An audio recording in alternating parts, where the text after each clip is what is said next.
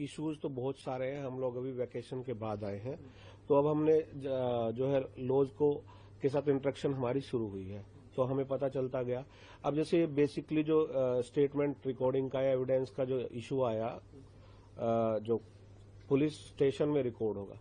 देखिए पहले क्या होता था, जो विटनेस है वो कोर्ट में आता था, ठीक है, उसको एक रहता था कि मैं कोर्ट में आया हूं, मैं सिक्योर हूं। आपको ये पता है कि पुलिस विटनेस फ्रेम भी करती है, नहीं भी करती है। तो जब कोर्ट में होता था तो उसे ये सपोर्ट होता था कि मुझे अगर आज यहां सच बोलने का मौका मिलेगा, लेकिन अगर वो पुलिस थाने में होगा तो ऑब्वियसली उसको फिर वैसे ही ट्यूटर किया जाएगा, उसको वैसे ही पढ़ाया जाएगा। तो हमारा यही विरोध है कि भाई इस तरह से जो विटनेस है वो इन्फ्लुएंस होगा, और prosecution can not be a business of a prosecution agency. अब जो है इस लॉ से प्रोसिक्यूशन जो है वो प्रोसिक्यूशन एजेंसी का धंधा बन गया। कहने का मतलब है कि अब उन्होंने ये करना ही करना है। पहले था कि भाई जो सही होगा वो प्रिवेल करेगा, अब ये हो गया है।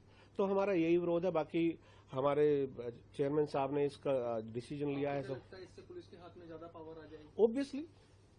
देखिए अब उससे न्यायिक पर अगर उन्होंने गलत विटनेस को फ्रेम किया है तो अब वो गलत विटनेस को ये पता है कि कोर्ट में जाएगा तो वहां वो एक्सपोज हो सकता है।